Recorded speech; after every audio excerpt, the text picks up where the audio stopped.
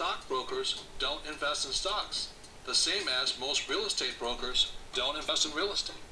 You see, most brokers are not investors. The reason they're called brokers is because they're broker than you are. Voilà, donc là il y avait un petit jeu de mots, je sais pas si vous parlez anglais. Donc Robert Kiyosaki disait à la tortue c'est un petit peu le personnage trouillard qui ose rien faire, qui voit tout le temps noir en fait. Et donc la tortue disait à Robert qu'est-ce que je devrais demander à mon courtier, le broker c'est courtier, qu'est-ce que je devrais lui demander comme question. Et Robert lui dit bah, demande-lui d'abord de voir si lui-même investit. Parce que souvent en fait les agents immobiliers bah, n'investissent pas eux-mêmes en immobilier, et de même pour les courtiers en bourse, ils n'investissent pas forcément en bourse. Et voilà, et donc bah, Robert dit c'est pourquoi les brokers sont broker than you are. Donc to be broke c'est être ruiné. Donc c'est pour ça que les brokers sont plus ruinés que toi, parce que eux-mêmes n'investissent pas. Donc en gros faut se bouger, faut investir. Donc là on voit que bah, j'ai l'action OK for you que je peux acheter à 5 dollars par jour. Qui est aujourd'hui à 5 dollars et que je peux revendre entre 5 et 40. Donc je vais en acheter. Je vais en acheter pour je sais pas. Je vais en acheter 500. Donc maintenant je dois ranger ce qu'il faut bien. Donc 500 actions qui rentrent dans mes actifs et 5 dollars par action, ça va dans mes actifs.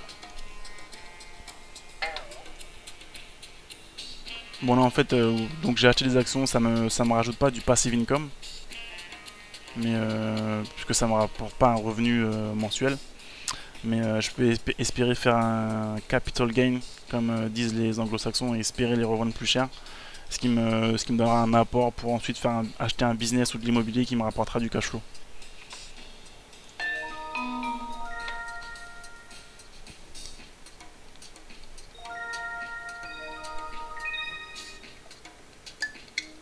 Voilà, j'ai un acheteur qui veut m'acheter une maison. Bon bah j'ai pas de maison, donc je peux pas lui vendre. Donc Sheridan sort de prison.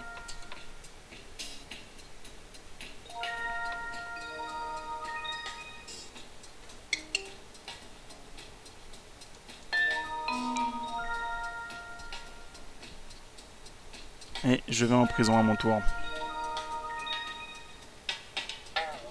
Voilà, bon bah, donc je dois payer 2000 dollars, donc je vais pas avoir assez, je vais devoir prendre un crédit et je vais sauter 2 tours.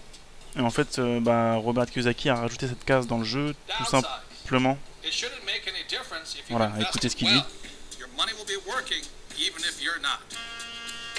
Voilà, donc lui ce qu'il dit c'est que en fait ça c'est pas grave si je suis downside, parce que même si moi je ne travaille pas, mon argent travaille pour moi. Donc même si je suis en prison, normalement j'ai toujours mes appartements et mes actions qui bossent dur pour moi. Mais là malheureusement j'ai pas encore eu le temps d'en acquérir. Donc voilà, donc ils me disent que je dois prendre un crédit.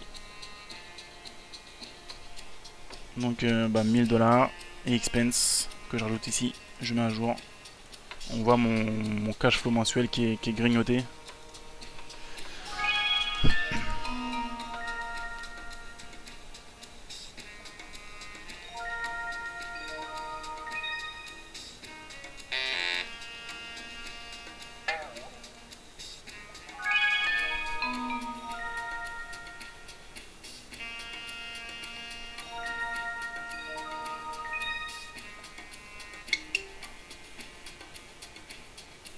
Voilà, donc même là si je suis en prison, c'est un petit peu ce que disait tout à l'heure Robert.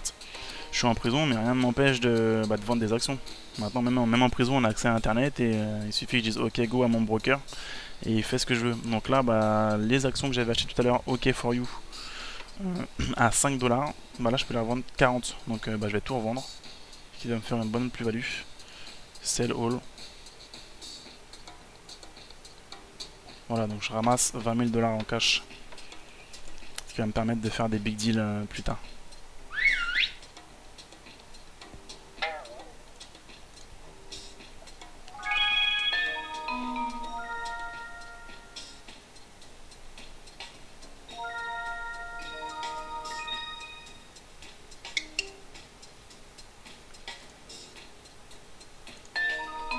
Voilà, je ressors de prison.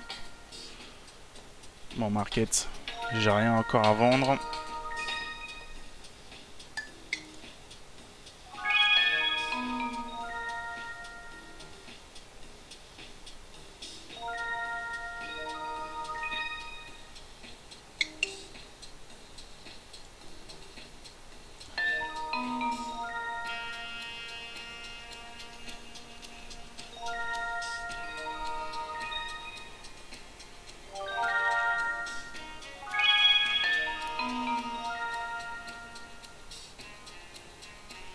Bon, des fois le jeu est un petit peu long. C'est un petit peu le cas là. Assez ennuyant, voilà, elle paye 500 $ pour une shiny fille. Moi ce que je veux c'est tomber sur la case opportunité et faire un big deal. Voilà. Sachant que j'ai près de 22 000 $ en main. Cash is king. Donc big deal. Donc, voilà, donc ça c'est pas mal. Bon, même si c'est cher quand même. Donc là je peux acheter un fourplex, donc un immeuble avec 4 appartements. Donc je dois mettre 20 000 $ en down payment. Down payment c'est apport. Donc 20 000 $ d'apport. Et ça me ferait un cash flow en plus positif mensuel de 800 $. Donc je vais l'acheter. Voilà, maintenant je dois classifier le tout. Donc le coût 100 000 $, ça va dans les actifs. Le down payment, l'apport de 20 000 $, ça va dans les actifs aussi. Un mortgage, donc c'est un crédit immobilier, ça va dans les liabilities. Et le cash flow positif qui va dans les incomes. Je mets à jour ce qu'il faut bien. Voilà, on voit mon cash flow qui monte. Et on voit la barre de progression également qui avance bien.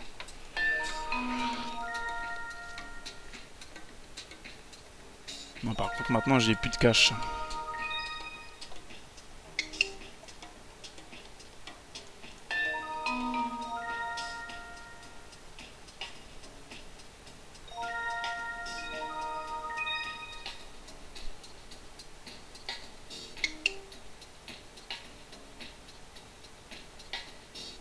Donc là je retombe sur une action qui est à 5 $.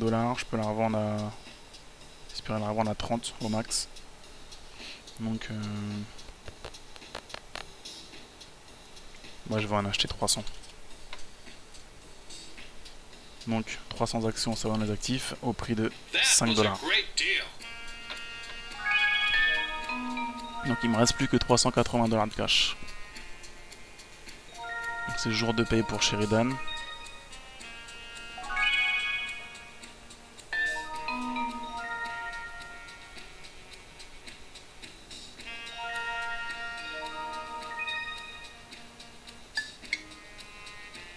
Donc là on me propose de racheter le fourplex que j'avais acheté tout à l'heure. Donc ils veulent me l'acheter 100 000 et je l'ai acheté 100 000, donc ça sert à rien, je la garde.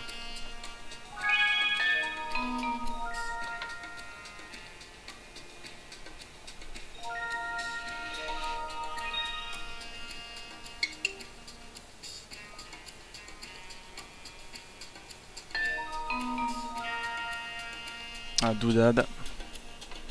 Donc là j'ai craqué sur quelque chose. Voilà, donc apparemment j'ai joué au loto, j'ai perdu 100 $. Je paye cash.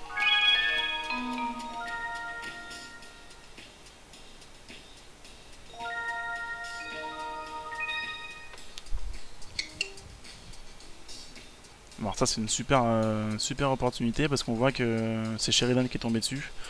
Que elle doit mettre 0 $ en down payment et qu'elle aura un cash flow en plus mensuel de 100 $. Donc autant c'est une super occasion, une super opportunité. Et bien sûr elle l'a acheté.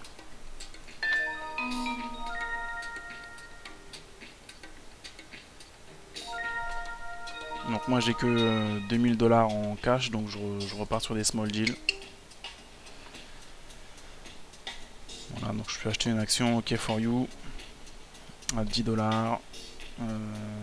Vas-y, je vais en acheter 150. Donc 150 actions à 10 $.